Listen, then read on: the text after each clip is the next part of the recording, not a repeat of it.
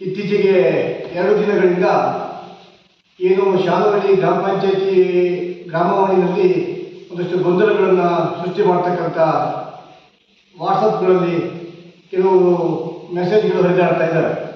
ಆದರೆ ಸತ್ಯಾಂಶವನ್ನು ಯಾರಿಗೆ ಗೊತ್ತಾಗಬೇಕು ಅನ್ನೋ ದೃಷ್ಟಿಯಿಂದ ನಾವು ಈ ಪತ್ರಿಕಾಗೋಷ್ಠಿಯನ್ನು ಮಾಡ್ತಾ ಇದ್ದೇವೆ.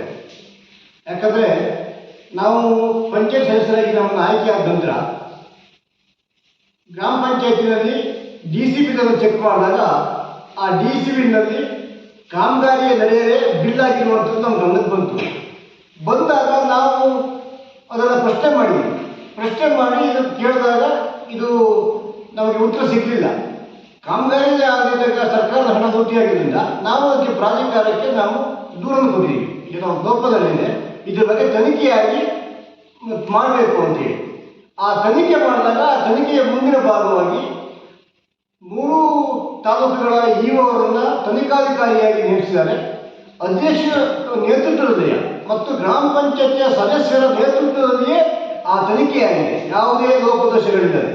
ಆ ತನಿಖೆಯಾದ ಸಂದರ್ಭದಲ್ಲಿ ಇವರೆಲ್ಲರೂ ಹಾಜರಿದ್ದಾಗ ಕಾಮಗಾರಿ ನಡೆದ ಫೋಟೋನೂ ಇಲ್ಲ ಮತ್ತು ಜಾಗವೂ ಕೂಡ ಸಿಗಲಿಲ್ಲ ಅನ್ನುವಂಥ ಸತ್ಯ ಹೊರಬಂದಿದೆ. ಅದ್ರ ಮೇಲೆ ಅವರು ವರದಿಯನ್ನು ಕೊಟ್ಟಿದ್ದಾರೆ. ಆಮೇಲೆ ಆ ಗ್ರೂಪ್ ಹಾಕಿದ್ದಾರೆ, ಹೆಣ್ಣು ಮಗಳ ದೃಷ್ಟಿಯಿಂದ ಅವರು ತುಳಿಯುವ ಕೆಲಸಕ್ಕೆ ಹೊರಟಿದ್ದಾರೆ ಅಂತೇಳಿ. ನಮಗೆ ಆ ಸಹೋದರಿ ಬಗ್ಗೆ ಗೌರವಪೂರ್ವಕವನ್ನು ನಾವು ಇಟ್ಕೊಂಡಿದ್ದೇವೆ. ಈಗಲೂ ಕೂಡ ನಾವು ಈ ವಿಚಾರವಾಗಿ ಅವರು ಯಾವುದೇ ರಾಜಕೀಯವಾಗಿ ತುಳಿಬೇಕನ್ನುವಂಥ ಯಾವುದೂ ಹಂಬಲಗಳು ನಮಗಿಲ್ಲ.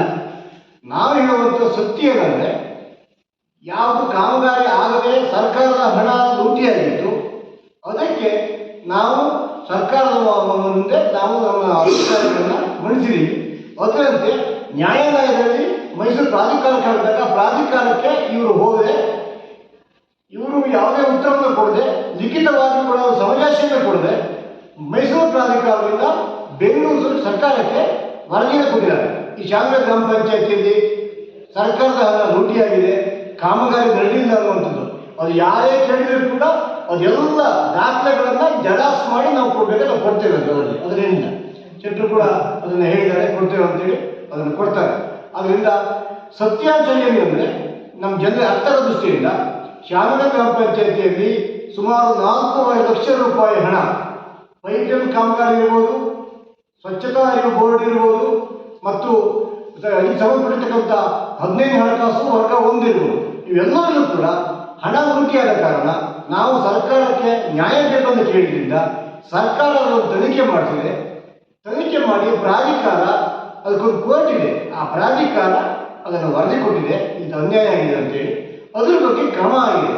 ಇದರಲ್ಲಿ ನಮ್ಮ ಯಾವ ಪಾತ್ರಗಳು ಇಲ್ಲ ಅನ್ನುವಂಥದ್ದನ್ನು ನಾವು ಸ್ಪಷ್ಟಪಡ್ತೇವೆ. ಮತ್ತೆ ಎರಡನೇದಾಗಿ ಅವ್ರು ಹೇಳಿದ್ದಾರೆ ಅಧಿಕಾರ ದುರುಪಯೋಗ ಮಾಡಿದ್ದಾರೆ, ಅಧಿಕಾರ ದುರುಪಯೋಗ ನಮ್ಮನ್ನ ಈ ತರ ತೊಳೆದು ನಮ್ಮನ್ನ ವಜಾ ಮಾಡಿದ್ದಾರೆ ಅಂತ ಹೇಳಿದ್ದಾರೆ. ಇದೆಲ್ಲ ಅಧಿಕಾರ ದುರುಪಯೋಗ ಮಾಡಿ ಇದಕ್ಕೆ ಮಾಡಲಿಲ್ಲ. ಕಾರಣ ಏನಂದ್ರೆ ಇವರು ಪಂಚಾಯತಿಲಿ ಆಗಿರೋ ಅವ್ಯವಹಾರನ ಏನ್ ಮಾಡಿದ್ದಾರೆ, ಪ್ರಾಧಿಕಾರಕ್ಕೆ ಹಚ್ಚಿಕೊಟ್ಟಿರುತ್ತೆ. ತನಿಖೆ ಮಾಡೋ ಜವಾಬ್ದಾರಿ ಯಾರು? ಜಿಲ್ಲಾ ಪಂಚಾಯತಿ, ತಾಲೂಕು ಪಂಚಾಯತಿ ಬಂದು ತನಿಖೆ ಮಾಡಬೇಕು. ತನಿಖೆ ಮಾಡೋ ಟೈಮಲ್ಲಿ ಇವರು ಇದ್ರು, ನಾವು ಇದ್ರು. ಆ ಕಾಮಗಾರಿ ಆಗಿಲ್ಲ ಅನ್ನೋದಕ್ಕೆ ಅವ್ರು ರಿಪೋರ್ಟ್ ಕೊಟ್ಟಿದ್ರು, ನಾವಲ್ಲ. ಇಲಾಖೆ ಅಧಿಕಾರಿಗಳು ತಾಲೂಕು ಪಂಚಾಯತಿ, ಜಿಲ್ಲಾ ಪಂಚಾಯತಿ ಸೇರಿ ಅವರು ಪ್ರಾಧಿಕಾರಕ್ಕೆ ರಿಪೋರ್ಟ್ ಕೊಟ್ಟಿರೋರು.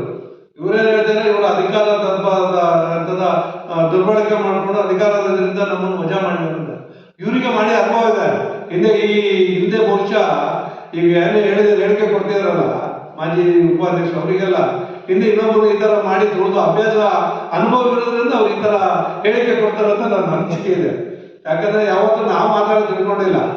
ಯಾಪ ನಮ್ಮ ಪಂಚಾಯತಿ ಮೆಂಬರ್ ಪಾಪ ಅವ್ರು ಎಣ್ಣೆ ಆಗಿದ್ರೆ ಕೋರ್ಟ್ ಮಾಡ್ಕೊಳ್ಳಿ. ಯಾಕಪ್ಪ ಜನಪ್ರತಿನ ಕೇವಲವಾಗಿ ಮಾತಾಡೋದು, ಕೆಟ್ಟದಾಗಿ ಹಾಕೋದು, ಯಾರು ವಾಟ್ಸಪ್ಗೆ ಹಾಕೋದು, 25 ಗ್ರೂಪಿಗೆ ಹಾಕಿದ್ರೆ ನಮಗೂ ಅದು ಹಾಕಕ್ಕೆ ಬರ್ತದೆ. ಮುಂದಿನ ದಿನ ಇದೇ ತರ ಆದ್ರೆ ಮುಂದಿನ ಪರಿಣಾಮನೂ ಬೇರೆ ಆಗ್ತದೆ. ಏನು ಮುಂದಿನ ಅವ್ರು ಇದೇ ನಡವಳಿಕೆ ಮುಂದುವರೆ ನಾವು ಅದರಲ್ಲಿ ಹೋದ್ರೆ ದೊಡ್ಡದು ಘರ್ಷಣೆ ಹಾಕೋ ಸಂಭಾವನೆ ಇಲ್ಲ ಅಂತ ಹೇಳೋಕ್ಕಾಗಲ್ಲ. ಸುಮ್ಮನೆ ಒಬ್ಬ ವ್ಯಕ್ತಿನ ಸುಮ್ಮನೆ ತುಳಿಯೋ ಬಾಯಿ ಬಂದಾಗ ಎಲ್ಲ ವಾಟ್ಸಪ್ನಲ್ಲಿ ಹಾಕಿ ಗ್ರೂಪಲ್ಲಿ ಹಾಕ್ತಾರೆ. ಅದು ಆಗಿದ್ರೆ ತನಿಖೆ ಮಾಡಿದ ಇಲಾಖೆ, ಗೌರ್ಮೆಂಟ್, ನಾವಲ್ಲ, ಸರ್ಕಾರ ಮಾಡಿದ್ರು. ಅದು ಸರ್ಕಾರದಲ್ಲಿ ಹೋಗಿ ಕೋರ್ಟ್ ನ್ಯಾಯ ಸಿಗ್ತದೆ. ನಮ್ಗೆ ಅದ್ರ ಬಗ್ಗೆ ಬೇಜಾರಿರಲಿಲ್ಲ. ನಾವು ಮತ್ತೆ ಹೆಣ್ಣು ಮಕ್ಕಳನ್ನ ಕೇವಲ ನೋಡೋದಾಗ್ಲಿ ಮಾಡೋದಾಗ್ಲಿ ನಮ್ಗೆ ಅಭ್ಯಾಸದಲ್ಲೇ ಬರಲಿಲ್ಲ. ಏನಂತ ಹೇಳ್ಬೇಕು. ಆಮೇಲೆ ನಮ್ಮ ಜೊತೆ ಇರ್ತಕ್ಕಂಥ 2 ಗ್ರಾಮ ಪಂಚಾಯತ್ ಸದಸ್ಯರಿದ್ದಾರೆ. ಅಲ್ಲಿ ಮಾಜಿ ಸದಸ್ಯರಿದ್ದಾರೆ. ಇವರು ಇಬ್ಬರು ಇದ್ದಾಗ ಗಾಂಧಿ ಗ್ರಾಮ ಪುರಸ್ಕಾರವನ್ನು ಪಡೆದಿರ್ತಕ್ಕಂಥ ಒಂದು ಪಂಚಾಯತಿ. ಇಂಥ ಪಂಚಾಯತಿಗೆ ಇಂಥದ್ದು ಕಳಂಕ ತಂದಿದೆ ಅನ್ನುವಂಥದ್ದು ನೋವು ಕೂಡ ನಮಗಿದೆ.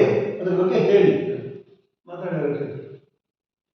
ಹಾಗೇನೆ ಈ ವಿಚಾರದಲ್ಲಿ ಮುಂದುವರೆದು ಅವರು ಸಹೋದರಿ ನಮ್ಮ ಮಾಜಿ ಉಪಾಧ್ಯಕ್ಷರು ಅವರು ಸ್ಟೇಟ್ಮೆಂಟ್ ಕೊಡ್ತಾ ಒಂದು ಮಾಹಿತಿಯನ್ನು ಹೇಳ್ತಾರೆ. ನನ್ನ ಮೇಲೆ ಮಾತ್ರ ಇದು ಉದ್ದೇಶಪೂರ್ವಕವಾಗಿ ಮಾಡಿದ್ದಾರೆ, ಯಾವುದೇ ಅಧಿಕಾರಿಗಳಿಗೆ ಇದು ಕ್ರಮ ಆಗಿಲ್ಲ ಅಂತ.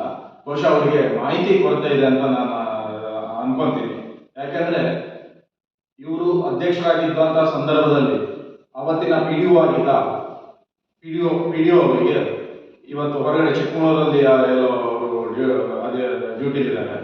ಅವರಿಗೆ ಈ ಹಿಂದೆ ಸುಮಾರು ಒಂದು 6 ತಿಂಗಳು 1 ವರ್ಷ ಮುಂಚೆನೆ ಇದೇ ಪ್ರಕರಣದಲ್ಲಿ ಅವರಿಗೆ 124 ಇಶ್ಯೂ ಆಗಿ ಅವರನ್ನ ಸಸ್ಪೆಂಡ್ ಮಾಡಿದ್ದಾರೆ. ಸರ್ಕಾರ ಅವರನ್ನ ಸಸ್ಪೆಂಡ್ ಮಾಡಿದ್ದಾರೆ. ಹಾಗಾಗಿ ಅವರಿಗೆ ಮಾಹಿತಿ ಕೊರತೆ ಇದೆ. ಜೊತೆಗೆ ಅವರಿಗೆ ಇರುವಂತಹ ಮಾಹಿತಿ ಕೊರತೆಯಿಂದನೇ ಗ್ರಾಮ ಪಂಚಾಯತ್ ಹಣ ದುರುಪಯೋಗವಾಗುವಂತ ಒಂದು ಸಂದರ್ಭ ಅವರೇ ತಂದಿಟ್ಕೊಂಡಿದ್ದಾರೆ. ಯಾಕೆಂದ್ರೆ ಒಬ್ಬ ಅಧ್ಯಕ್ಷ ಆಗಿ ಒಂದು ಗ್ರಾಮ ಪಂಚಾಯತಿ ನಡೆಸಬೇಕಂದ್ರೆ ಕೆಲವೊಂದಷ್ಟು ಕಾನೂನುಗಳ ಬಗ್ಗೆ ಅವರಿಗೂ ಅರಿವು ಇರಬೇಕಾಗುತ್ತೆ. ಈ ಕಾನೂನಿನ ಅರಿವು ಅವರಿಗೆ ಇಲ್ಲದೇ ಇರೋ ಕಾರಣ ಹಾಗೂ ಎಲ್ಲೋ ಒಂದು ಲೋಪದೋಷಕ್ಕೆ ಅವರಿಗೆ ಕಾರಣ ಮಾಡಿಕೊಟ್ಟಿದೆ. ಯಾಕಂದ್ರೆ ಅಲ್ಲಿ ಯಾವುದೇ ಕಾಮಗಾರಿಗಳಾಗಬೇಕಾದ್ರೆ 1 ಲಕ್ಷ 2 ಲಕ್ಷದ ಕಾಮಗಾರಿಗಳಾಗಬೇಕಾದ್ರೆ ಯಾವುದೋ ಮೆಟೀರಿಯಲ್ ಪರ್ಚೇಸ್ ಮಾಡಬೇಕಾದ್ರೆ ಟೆಂಡರ್ ಕರಿಬೇಕಾಗತ್ತೆ. ಯಾವುದೇ ಟೆಂಡರ್ ಪ್ರಕ್ರಿಯೆ ಮಾಡದಿದ್ದೀವಿ ಇವರು ಕೇವಲ 6 ಬೋರ್ಡ್ಗಳನ್ನು ಹಾಕಿ 1,06,000 1,60,000 ಏನೋ ಬಿಲ್ ಮಾಡಿರ್ತಾರೆ. ಅದಕ್ಕೆ ಸಂಬಂಧಪಟ್ಟ ಇಲಾಖೆಯಿಂದ ಯಾವುದೇ ಡಾಕ್ಯುಮೆಂಟ್ಗಳನ್ನ ಅವರು ಪ್ರೊಡ್ಯೂಸ್ ಮಾಡಿರಲ್ಲ, ಸಭಾ ನಡವಳಿ ಮಾಡಿರಲ್ಲ, ಇಂಜಿನಿಯರ್ ಎಸ್ಟಿಮೇಟ್ ಆಗಿರಲ್ಲ, ಕೆಲವು ಕಾಮಗಾರಿಗಳಿಗೆ ಇಂಜಿನಿಯರ್ ಎಲ್ಲಿ ಬರ್ದಿರಲ್ಲ. ನೇರವಾಗಿ ಇವರು ಚೆಕ್ ಕೊಡುವಂತ ಗುತ್ತಿಗೆಗಾರನಿಗೆ ಚೆಕ್ ಕೊಟ್ಟಿರ್ತಾರೆ. ಜೊತೆಗೆ ಸರ್ಕಾರಕ್ಕೆ ಕಟ್ಟಬೇಕಾಗಿರುವಂತ ಟ್ಯಾಕ್ಸ್ಗಳನ್ನ ಡಿಡಕ್ಷನ್ ಮಾಡಿರಲ್ಲ. ಒಂದು ಕರ್ಕಿ ಅಂತ ಒಂದು ಗ್ರಾಮಕ್ಕೆ ಒಂದು ಪೈಪ್ ಅಳವಡಿಸ್ಬಿಟ್ಟು ಅದೇ ಫೋಟೋನ ಇಟ್ಟು ವಿನಾಯಕಪುರದಲ್ಲಿ ನಾವು ಕಾಮಗಾರಿ ಮಾಡಿದೀವಿ ಅಂತ ತೋರಿಸಿ ಅದರಲ್ಲಿ ಹಣವನ್ನು ದುರುಪಯೋಗ ಮಾಡ್ಕೊಂಡಿದ್ದಾರೆ. ಇಂಥ ಹಲವಾರು ನಿದರ್ಶನಗಳು ನಮ್ಮ ಮುಂದಿದ್ದಾವೆ. ಸೊ ಇದು ನ್ಯಾಯಾಲಯಕ್ಕೆ ಹೋಗಿದೆ. ನ್ಯಾಯಾಲಯದ ತೀರ್ಪಿದು ಇಲಾಖಾ ಪಂಚಾಯತ್ ರಾಜ್ ಇಲಾಖಾ ಕಾರ್ಯದರ್ಶಿಯವರು ನ್ಯಾಯಾಲಯದಲ್ಲಿ ಇದು ತೀರ್ಪಾಗಿರೋದು. ಯಾರೋ ವೈಯಕ್ತಿಕ ದುರುದ್ದೇಶಪೂರ್ವಕವಾಗಿ ಮಾಡಿದ್ದಲ್ಲ. ಇದು ಒಂದು ಕಾನೂನಿನ ಪ್ರಕ್ರಿಯೆಯ ಮುಖಾಂತರ ಆಗಿದೆ. ಅವರು ಕಾನೂನು ಪ್ರಕ್ರಿಯೆ ಮುಖಾಂತರನೇ ಉತ್ತರ ಕೊಟ್ಟೆ ಎಲ್ಲರೂ ಗೌರವದಲ್ಲಿ ಕಾಣಬಹುದು. ಅದು ಬಿಟ್ಕೊಂಡು ಇವರು ಯಾರೋ ನನಗೆ ಅನ್ಯಾಯ ಆಗಿದೆ ಅಂತ ಬೇರೆಯವರನ್ನ